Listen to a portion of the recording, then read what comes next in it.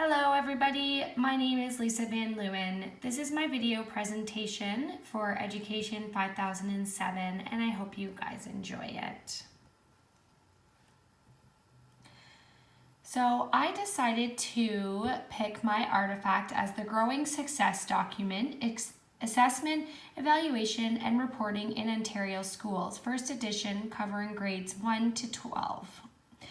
The Growing Success Document aims to maintain high standards, improve student learning, and benefit students, parents, and teachers in elementary and secondary schools across the province.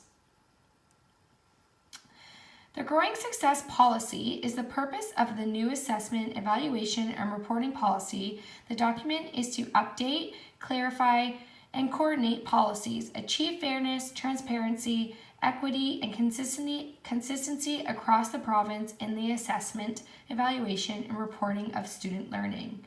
The new policy document supports the government three core priorities for education: high levels of student achievement, reducing gaps in student achievement, and increased public confidence in publicly funded education.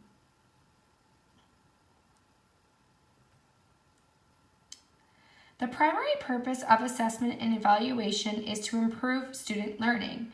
So the Growing Success Document has 7 fundamental principles which will guide the collection of meaningful information that will help inform instructional decisions, promote student engagement, and improve student learning. The 7 fundamental principles to ensure that assessment, evaluation, and reporting are valid and reliable and that they lead to improvement of learning for all students, teachers, uses practices, and procedures that are fair, transparent, equitable for all students,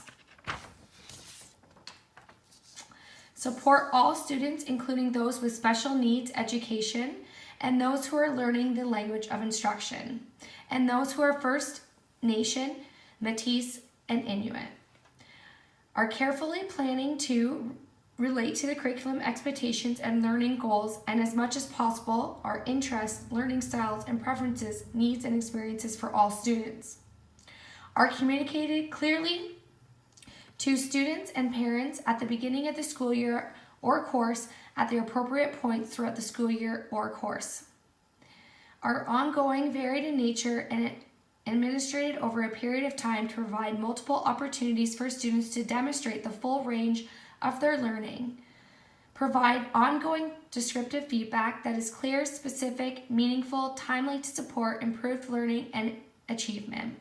And lastly, develop students' self-assessment skills to enable them to assess their own learning, set specific goals, and plan next level for their learning.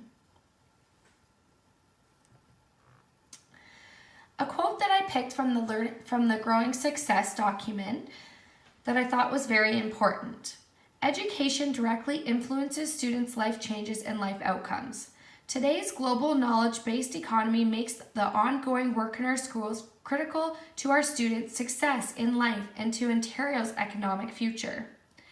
As an agent of change and social cohesion, our education system supports and reflects the democratic values of fairness, equity, and respect for all. The schools we create today will shape the society that we and our children share tomorrow. The reason why I picked this quote is because it matches my philosophy statement.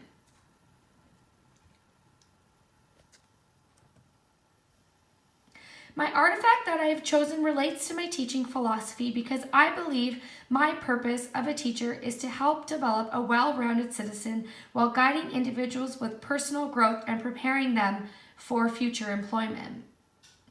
As you can see, the one quote says, "The schools we create today will shape the society that we and our children share tomorrow." The second quote that I picked out from that I thought was important was, "Our education system supports and reflects the democratic values of fairness, equality, and respect for all." I believe that fairness, equality, and respect for all is very important. My teaching philosophy explains how I want to achieve this in the classroom so it can be defined as giving my students what they need. When teachers truly listen to students and respect in the classroom is mutual between teachers and a student, a productive classroom can be formed. Teachers feel good about the lessons that they teach and students are engaged in the learning.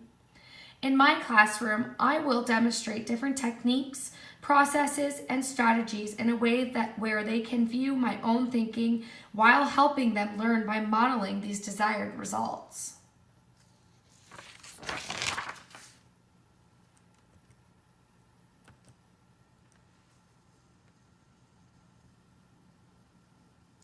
So reflecting back into our school ratings, we touched base in the class rating by D. Stewart in Purposes of Public Education.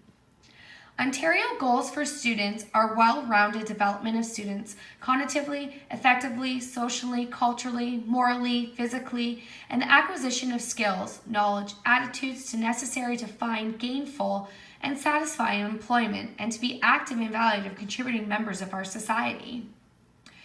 Stewart also states the conception of education as transformative and empowering implies the development and enlargement of human consciousness or awareness of the world or seeing or looking at the world with a new and enriched perspectives that transcends the local in particular that enable individuals to achieve a greater meaning and sense of who they are and how they relate to the world. I believe Stewart's statement to be true because the purpose of education is to help teach one how to be ready in the world and to provide the fullest possible development for each student. We must be able to help them make meaning of who they are and help them to become the best versions of themselves. One way I believe teachers can achieve this goal is by encouraging critical thinking, as well as how we assess our students by using practices in the Growing Success document, by being fair, transparent, and equitable.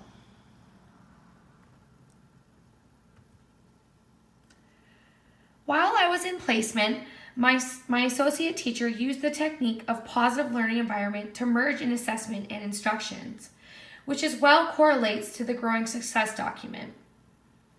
I found it to be very helpful while this technique shares the responsibility of learning and goal setting between the teachers and each individual student. What my AT did was using this method, they determined the learning goals and success criteria, designed tasks that provoked thinking and learning, helped students generate descriptive feedback, taught students to peer and self-assess, and also help the students reflect on learning and setting goals, all by merging the assessment and instruction. My associate teacher would always support the students with their learning goals and success criteria while keeping it in a positive environment. This was a combination of completing the relevant task and using a collaborative partnership.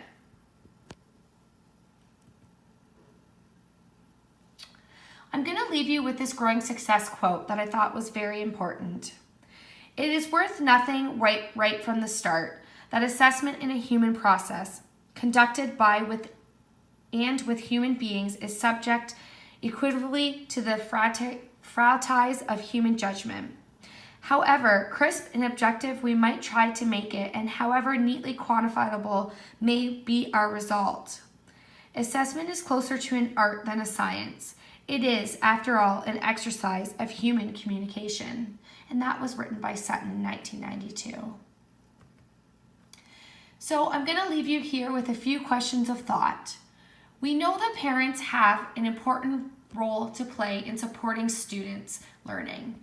Studies show that students perform better in schools if their parents or guardians are involved in their education. How will you keep parents fully informed about their child? What procedures would you place to ensure that parents are aware of expectations for their child in various grades? And my second question is, how will you as a teacher create environments in which all students feel valued and confident and have the courage to take risks and make mistakes? Just a few questions to think about. Here are my resources, and thank you and have a wonderful day.